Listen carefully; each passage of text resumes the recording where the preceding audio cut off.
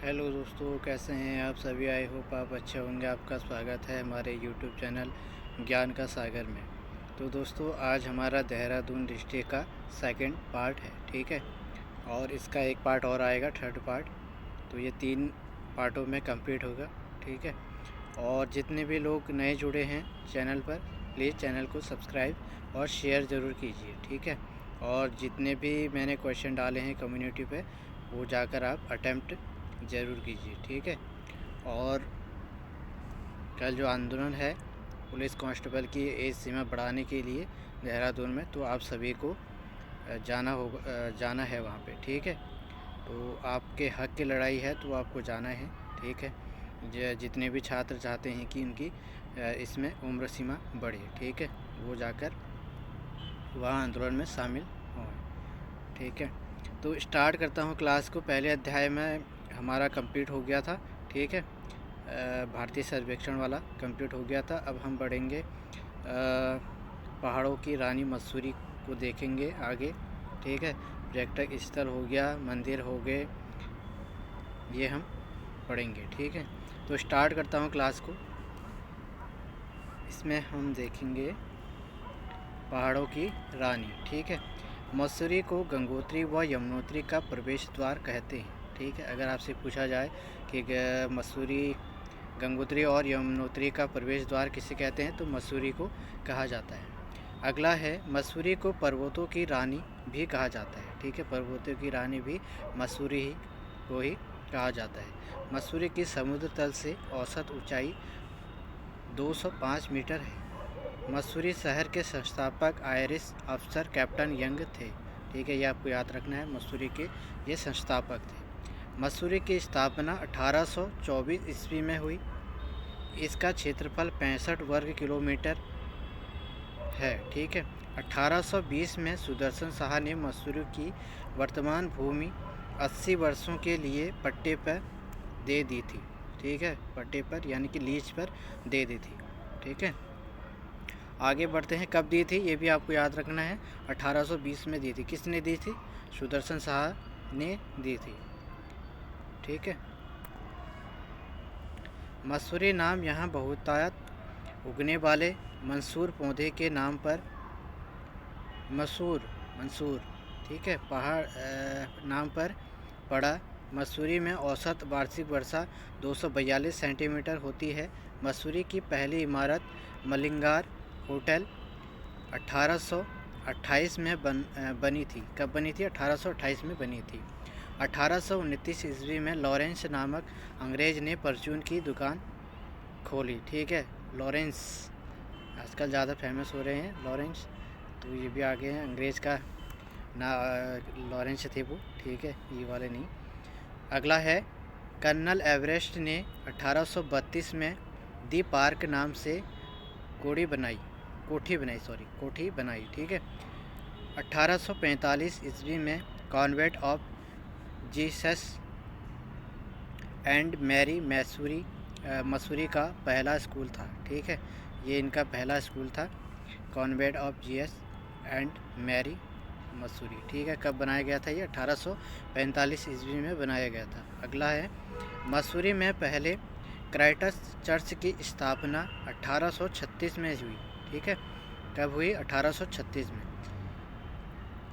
और ये श्रेय किसको जाता है? कैप्टन रेनी टेलर ने की थी। यह चर्च गॉथिक शैली में बना हुआ है। अगर आपसे पूछा जाए कि यह कौन सी शैली में बना हुआ है, तो यह आएगा आपका गॉथिक शैली में बना हुआ है, ठीक है। कौन सा चर्च है ये? क्राइस्ट चर्च, ठीक है। कब बना था? 1836 ईस्वी में। आगे बढ़ते हैं। आगे है, 1906 में वेल्स राजकुमारी क्वीन मैरी ने चर्च के आंगन में देवदार का वृक्ष लगाया। 1842 ईस्वी में जॉन मैकिनन ने मसूरी से राज्य का प्रथम समाचार पत्र द हिल्स का संपादन किया, जो 8 वर्षों तक चला, ठीक है। ये भी आपको याद रखना है। कब निकला ये द हिल्स? ये निकला आपका 1842 में। और किसने निकाला था? जॉन मैकिनन ने, ठीक है। और कहाँ से निकला था? मसूरी से। ये भी आपको याद रखना है। आगे बढ़ते हैं। मसूरी नगर पालिका का गठन 1842 ईस्वी में हुआ। यह राज्य की सबसे पुरानी नगर पालिका परिषद है। ये भी आपको याद रखना है। सबसे पुरानी नगर पालिका अगर आपसे पूछा जाए तो कौन सी है? मसूरी वाली। कब इसकी स्थापना हुई थी? 1842 ईस्वी में इसकी स्थापना हुई थी। ठीक है,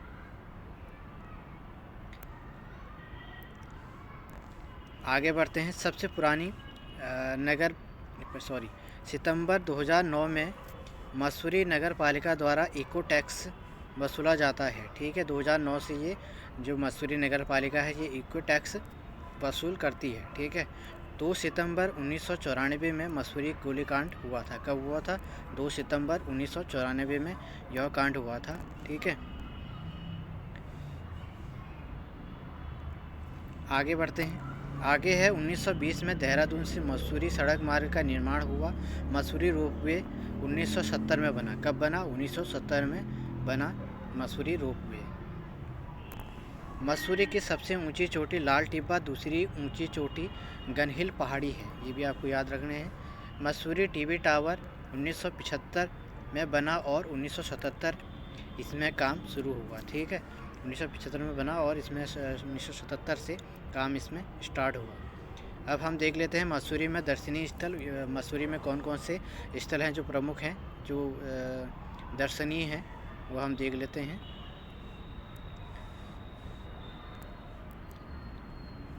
पहला है इसमें happy valley. Happy valley Mussoorie में तिब्बती लोग बसे हैं। विश्व में स्विट्ज़रलैंड के अलावा मसूरी में विंटर लाइन का मनोरम दृश्य जनवरी माह में दिखता है। आपसे पूछा जा सकता है ये कि विंटर लाइन मनोरम दृश्य कहाँ दिखाई देता है? ये दिखाई देता है मसूरी में। और कब दिखाई देता है? जनवरी माह में दिखता है यह। ठीक है, मसूरी में हार्डी प्रपात व भट्टा फॉल जलप्रपात हैं। हार्डी प्रपात और भट्टा फॉल जलप्रपात कहाँ हैं? मसूरी में ही स्थित है। मसूरी में कैमल बैंक 3 किलोमीटर लंबा रोड है और मॉल रोड और झंडी पानी फॉल भी यही मसूरी में ही स्थित है। ठीक है, कुलड़ी व लंडौर बाज़ार मसूरी में है। लंडौर बाज़ार मसूरी का यह सबसे पुराना बाज़ार है। अगर आपसे पूछा जाए कि सबसे पुराना बाज़ार कौन सा है? मसूरी का लंडौर बाज़ार सबसे पुराना है। ठीक है, आगे देखते हैं।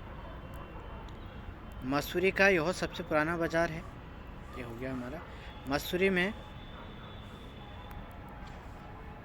मसूरी में क्लाउड एंड बंगला जो 1838 ईस्वी में बनाया गया। मसूरी में नाग देवता का मंदिर है। ठीक है, इसमें आपका नाग देवता का मंदिर भी स्थित है। आगे हम देखेंगे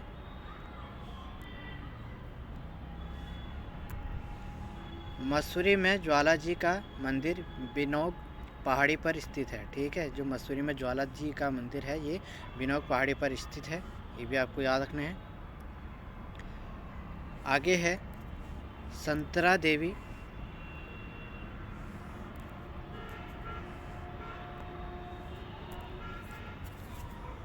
संतरा देवी का मंदिर मसूरी कैंपटी फॉल मार्ग पर है।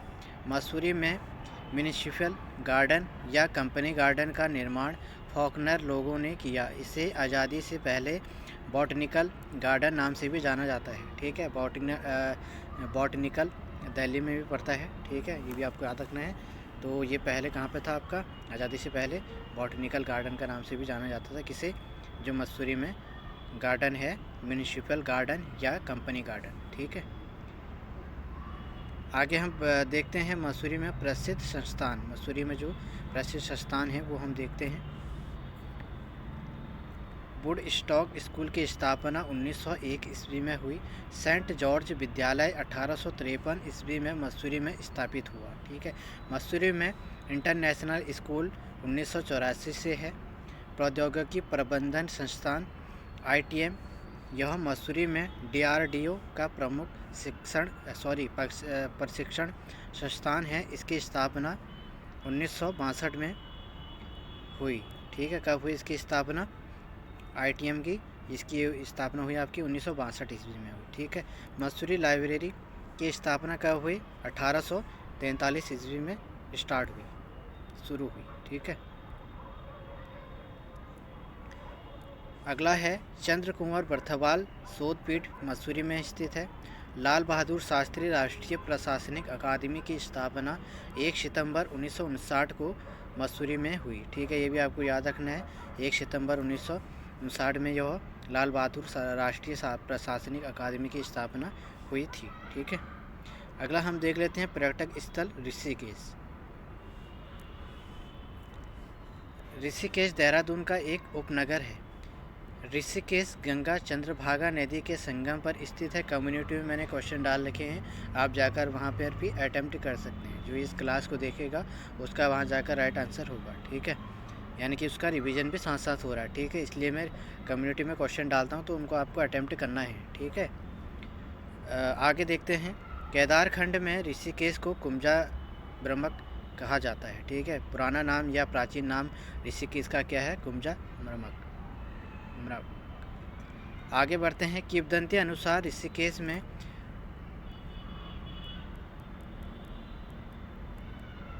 रभ्य ऋषि ने तपस्या की, जिसको भगवान विष्णु ने ऋषिकेश रूप में दर्शन दिए, इसलिए यहाँ का नाम ऋषिकेश पड़ा। ठीक है, ऋषिकेश को संत नगरी व विश्व योग की राजधानी कहा जाता है। ये भी आपको याद रखने हैं। आगे बढ़ते हैं। केंद्र सरकार ने ऋषिकेश व हरिद्वार को भारत के पहले जुड़वा राष्ट्रीय विरासत शहरों का खिताब दिया है। ठीक है, किसको किसको दिया है? ऋषिकेश व हरिद्वार को। ठीक है, आगे बढ़ते हैं। आगे है हमारा ऋषिकेश राज्य के 3 जिलों से लगा हुआ।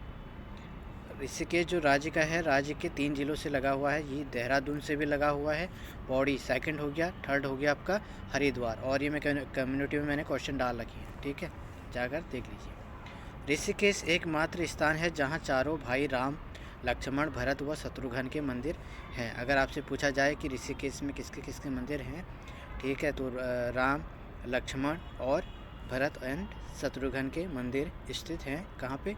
ऋषिकेश। ऋषिकेश नगर पालिका 1952 में बनी। ठीक है, अगर आपसे पूछा जाए ऋषिकेश नगर पालिका कब बनी? 1952 में बनी। आगे बढ़ते हैं। आगे है हमारा अक्टूबर 2017 में ऋषिकेश नगर निगम बना। ठीक है, कब बना? 2017 में नगर निगम बना ऋषिकेश। आगे है ऋषिकेश नगर निगम की प्रथम महापौर अनीता ममगाई बनी। ठीक है, महापौर कौन बनी? अनीता ममगाई। लक्ष्मण झूला ऋषिकेश में है, जो 140 मीटर लंबा व 22 मीटर ऊंचा है। लक्ष्मण झूला पहले जोड़ रोप ब्रिज था, 1924 की बाढ़ से टूट गया था। लक्ष्मण झूला का निर्माण 1930 में किया गया था। ठीक है, कब किया गया इसका निर्माण? 1930 में। 1924 में यह टूट गया था। ठीक है, ये भी आपको याद रखना है। आगे बढ़ते हैं। 1946 में ऋषिकेश के शिवानंद आश्रम के पास राम झूला बनाया गया। स्वर्ग आश्रम की स्थापना स्वामी विशुद्धानंद ने की। किसने की? स्वामी विशुद्धानंद जी ने की थी। कब की थी? 1986 में। विशुद्धानंद को काली कमली वाला संत भी कहा जाता है। काली कमली वाला संत किसे कहा जाता है? विशुद्धानंद स्वामी को। स्वामी विशुद्धानंद को कहा जाता है। ठीक है, ये भी आपको याद रखना है।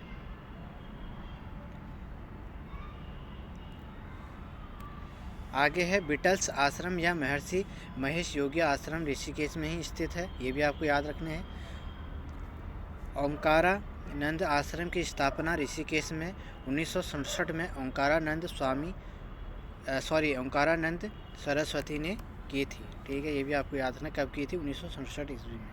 गीता भवन ऋषिकेश में गंगा नदी के तट पर स्थित है। गीता भवन 1944 में बना। कब बना? 1944 में बना, 1944 में।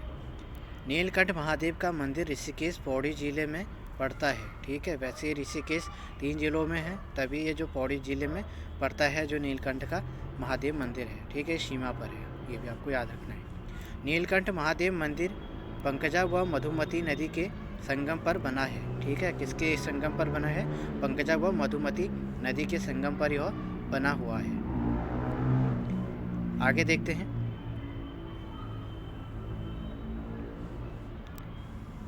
कैलाश आश्रम की स्थापना 1880 ईस्वी में हुई। ऋषिकेश का सबसे पुराना मंदिर भरत मंदिर है। भरत मंदिर के प्रांगण में खुदाई कार्य 1982 ईस्वी में किया गया। ऋषिकेश में शत्रुघ्न मंदिर भी है। अयप्पा मंदिर ऋषिकेश में ही स्थित है। 84 कुटिया की स्थापना 1967 में महेश योगी ने की। शिवपुरी रिवर राफ्टिंग के लिए प्रसिद्ध है। ठीक है। ऋषिकेश से कुछ दूरी पर कोटियाला स्थान जो रिवर राफ्टिंग के लिए प्रसिद्ध है। ऋषिकेश में क्लिफ जंपिंग साहसिक पर्यटक स्थल भी ब्रह्मपुरी है। ब्रह्मपुरी पर्यटक स्थल भी ऋषिकेश में ही स्थित है। आगे है ऋषिकेश में त्रिवेणी घाट में 3 नदियों का संगम माना जाता है। ठीक है, इसलिए इसको त्रिवेणी घाट कहते हैं। ऋषिकेश कुंड ऋषिकेश में गर्म पानी का कुंड है। हर्बल गार्डन मुनि की रेती में है जो टिहरी में पड़ता है। ठीक है, हर्बल गार्डन कहाँ पड़ता है? मुनि की रेती में करंट लोकेशन है। और वैसे ये किस डिस्ट्रिक्ट में पड़ता है? टिहरी में पड़ता है।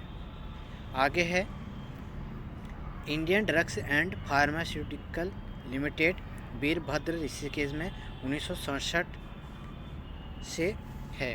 कब से है? 1967 से यह है। आगे बढ़ते हैं। हिंदुस्तान एंटीबायोटिक लिमिटेड ऋषिकेश में है। अखिल भारतीय आयुर्विज्ञान संस्थान एम्स की स्थापना 2004 में ऋषिकेश में की गई, जिसने फरवरी 2014 से कार्य शुरू किया। कब किया गया? 2014 से इसने कार्य शुरू किया गया। स्थापना कब हुई इसकी? 2004। ठीक है, अब हम देख लेते हैं पर्यटक स्थल चक्राता। चक्राता उत्तराखंड में जौनसार बाबर क्षेत्र के अंतर्गत आता है। जौनसार बाबर क्षेत्र काफ़ी अच्छा होगा, देखा तो है नहीं लेकिन देखने का मन है। कभी टाइम मिले तो जाएंगे ज़रूर। ठीक है, आप लोग भी घूमने जाइएगा। चक्राता देहरादून ज़िले की एक तहसील है। चक्राता को पहाड़ों का राजा भी कहा जाता है। ठीक है, ये भी आपको याद रखना है कि पहाड़ों की रानी किसको कहा जाता है? मसूरी को। और चक्राता को कहा जाता है पहाड़ों का राजा। चक्राता की स्थापना कर्नल ह्यूम ने की थी, जो ब्रिटिश सेना के 55 रेजिमेंट से थे। देववन चक्राता में पिकनिक स्थल है। देववन की सबसे ऊंची चोटी व्यास शिखर है। चिलमरी नेक चक्राता की सबसे ऊंची चोटी है। इसके अलावा थाना डांडा चोटी भी चक्राता में ही स्थित है। चिलमरी नेक है जो वो चक्राता की सबसे ऊंची चोटी है। ठीक है, ये आपको याद रखना है।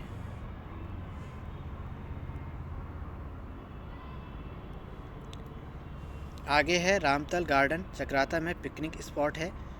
कानासर नामक पर्यटक स्थल चक्राता में ही स्थित है। म्योला टिब्बा या बुधेर टिब्बा चक्राता में स्थित है। बुधेर गुफा की खोज जर्मन नागरिक म्योला ने की, जिस कारण इसे मेओला गुफा भी कहा जाता है। बिसपुरिया गुफा चक्राता में ही स्थित है। मुंडाली पर्यटक स्थल चक्राता में स्कीइंग के लिए प्रसिद्ध है। केराना पहाड़ी चक्राता में ही स्थित है। खतनू नदी चक्राता में स्थित है। ठीक है, हथनी कुंड चक्राता में ही स्थित है। बैराटगढ़ चक्राता के चौरानी चोटी पर स्थित है। बैराटगढ़ी जो है वो है आपकी चौरानी चोटी। बैराट एक चकोटिया में भी पड़ता है। ठीक है, 2 जगह पड़ते हैं, ये भी आपको याद रखने हैं।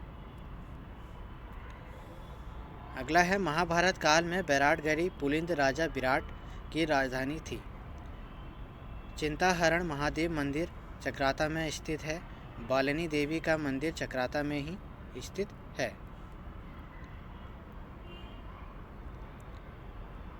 आगे है इसमें क्वानू मेला। क्वानू मेला आपका चक्राता में दीपावली के अवसर पर लगता है। ठीक है, ये भी आपको याद रखना है। क्वानू मेला कहाँ लगता है? चक्राता में दीपावली के अवसर पर यह लगता है। ठीक है, अब हम देख लेते हैं देहरादून में खनिज संपदा।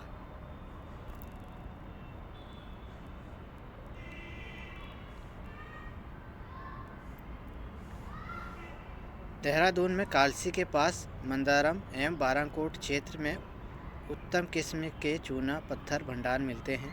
मसूरी में क्रीम रंग के सख्त चूना पत्थर के भंडार हैं। संगमरमर मुख्य रूप से देहरादून में मिलता है। मसूरी के पास महागांव व कियारकुली खड़िया के मुख्य क्षेत्र हैं। आगे है देहरादून में बेराइट्स धातु के भंडार हैं। देहरादून के घपीला गांव में जिप्सम पाया जाता है। ठीक है।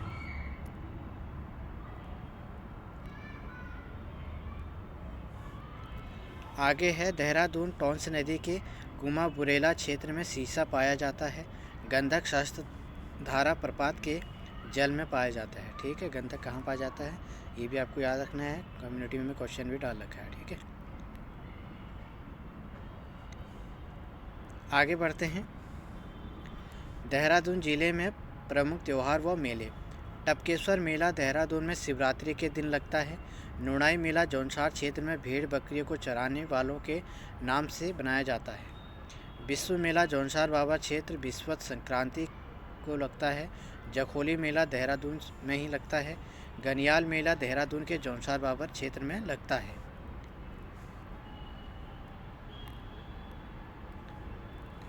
आगे है श्री गुरु रामराय दरबार साहिब। गुरु रामराय ने देहरादून के धामवाला में झंडा दरबार की स्थापना की। यह मुग़ल शैली में निर्मित गुरुद्वारा है। किस शैली में है? मुग़ल शैली में निर्मित गुरुद्वारा है।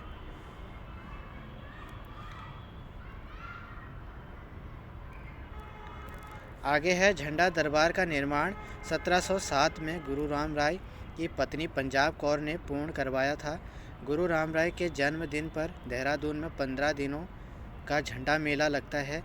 गुरु रामराय सिखों के लिए 7वें गुरु हरराय के पुत्र थे।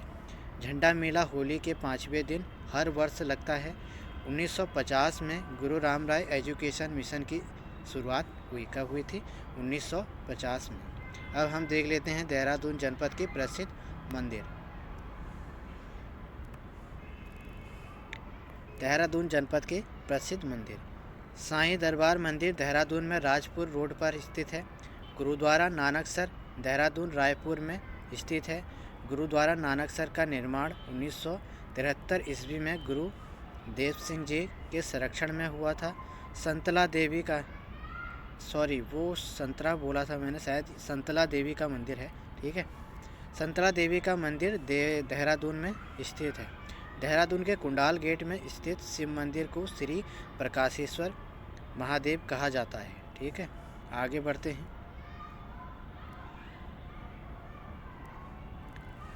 आगे है तपोवन मंदिर को रुद्रेश्वर शिव मंदिर कहा जाता है, जहां गुरु द्रोणाचार्य ने तपस्या की थी। चंद्रबनी मंदिर देहरादून के परवादून परगने में है। चंद्रबनी महर्षि गौतम ने तपस्या की थी चंद्रबनी में। ठीक है, दूधाधारी काली मंदिर देहरादून के तपोवन क्षेत्र में है। डोंट काली मंदिर देहरादून में ही स्थित है। जो नए वाहन खरीदते हैं वो देवी का आशीर्वाद लेने जाते हैं। डॉट कॉली मंदिर 1804 में बना था। कब बना था? 1804 में बना था। आगे है माल देवता मंदिर। माल देवता भगवान शिव का प्राचीन मंदिर देहरादून में ही है। माल देवता मंदिर गोरखों शासकों ने बनाया था। ठीक है, ये भी आपको याद रखनी है।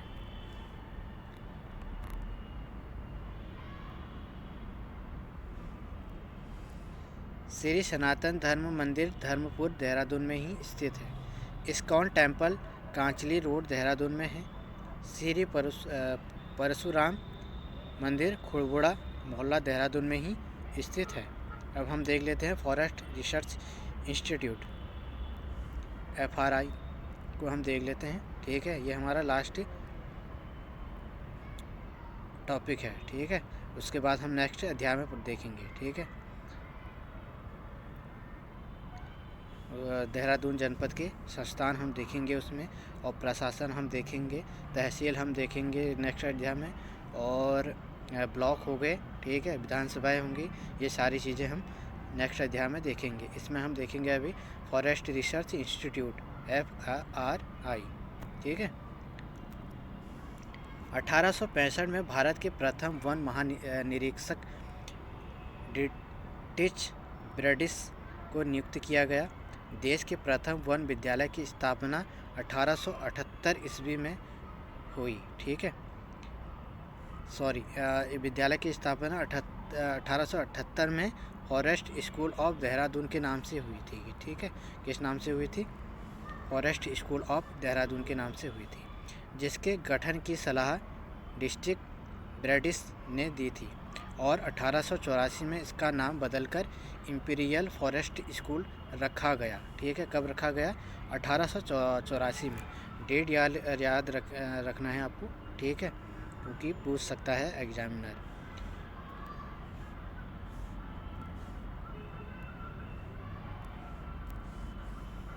उन्नीस ईस्वी में अनुसंधान कार्य के साथ जोड़ते हुए नाम इंपीरियल फॉरेस्ट रिसर्च इंस्टीट्यूट रखा और स्वतंत्रता के बाद इसका नाम इंडियन फॉरेस्ट रिसर्च इंस्टीट्यूट हो गया। कब हो गया था? स्वतंत्रता के बाद। ठीक है, 1991 में यूजीसी ने एफआरआई को डीम्ड विश्वविद्यालय घोषित किया गया। कब किया गया? 1991 में किया गया। 2006 में एफआरआई ने प्लैटिनम जुबली बनाई। ठीक है, क्या बनाई? प्लैटिनम जुबली बनाई। एफआरआई में स्थित वानिकी संग्रहालय के 6 अनुभाग हैं। कितने अनुभाग हैं? 6। एफआरआई का मुख्य भवन ग्रीक और रोमन शैली में बनाया गया है। अगर आपसे पूछा जाए एफआरआई का मुख्य भवन है जो किस शैली में बना हुआ है? ग्रीक और रोमन शैली में बनाया हुआ है। ठीक है, आगे बढ़ते हैं, आगे देखते हैं। एफआरआई मुख्य भवन के वास्तुविद CG ब्लोमाफील्ड थे। ठीक है, इसके जो वास्तुविद थे वो कौन थे? CG ब्लोमाफील्ड। एफआरआई मुख्य भवन का उद्घाटन 1929 में हुआ। ठीक है, कब हुआ था? 1929 में। एफआरआई के मुख्य गेट का नाम ब्रैडिस गेट है। ये एग्ज़ाम में काफ़ी बार पूछा गया है। ठीक है, एफआरआई के मुख्य गेट का नाम क्या है? ठीक है, ब्रैडिस गेट है। एफआरआई में इंदिरा गांधी राष्ट्रीय वन अकादमी भी स्थित है। ये भी आपको याद रखना है। 6 दिसंबर 1956 को प्रथम राष्ट्रपति ने एफआरआई परिसर पर साल का एक वृक्ष लगाया। ठीक है, साल एक वृक्ष का होता है। ठीक है, उसका वृक्ष लगाया गया। ठीक है, उत्तराखंड में साल के वृक्ष काफ़ी पाए जाते हैं, ये भी आपको याद रखना है। दिसंबर 1981 में प्रथम महिला प्रधानमंत्री ने एफआरआई परिसर में एक रुद्राक्ष वृक्ष लगाया। क्या लगाया गया था? रुद्राक्ष वृक्ष किसने लगाया? प्रथम महिला प्रधानमंत्री ने एफआरआई परिसर में। कौन थी प्रथम महिला प्रधानमंत्री? श्रीमती इंदिरा गांधी। आगे देखते हैं। वर्तमान एफआरआई भवन की आधारशिला 1923 को रखी गई थी, जिसका उद्घाटन वायसराय लॉर्ड इरविन ने किया। यह भवन 320 मीटर लंबा है। ठीक है, तो ये हमारा देहरादून का सेकंड पार्ट कंप्लीट हो गया है। नेक्स्ट भाग, थर्ड भाग में हमारा पूरा देहरादून डिस्ट्रिक्ट कंप्लीट हो जाएगा। ठीक है, और जितने भी लोग नए जुड़े हैं प्लीज़ चैनल को सब्सक्राइब कीजिए और देखिए। काफ़ी अच्छी जो ये उत्तराखंड के लिए काफ़ी अच्छी वीडियो है। ठीक है, आपको इधर उधर भागने की कोई आवश्यकता नहीं है, क्योंकि ये है कि इसमें सारी चीज़ें आपको मिल जाती हैं। ठीक है, चाहे संस्थान हो, चाहे मंदिर हो, चाहे मेला हो, या भौगोलिक स्थिति हो, या इतिहास हो, सारी चीज़ें उत्तराखंड का सारे, अगर जिसने भी जिला डिस्ट्रिक्ट आपने देख लिया, जिला सीरीज टॉपिक देख लिया आपने, तो उसका उत्तराखंड पूरा कंप्लीट हो जाएगा। ठीक है, उनको बुक्स पढ़ने की ज़रूरत नहीं है, और जो पुराने छात्र हैं वो रिवीजन कर सकते हैं अच्छी तरीके से। ठीक है, और जो नए छात्र हैं वो अपना जो वो है क्या बोलते हैं नोट्स वो बना सकते हैं। ठीक है, तो मिलते हैं। आई होप आपको ये क्लास अच्छी लगती होंगी हमारी। ठीक है, और हिंदी के क्लासेस हैं जितनी कवि परिचय वाले वो भी हैं, वो आप देख सकते हैं।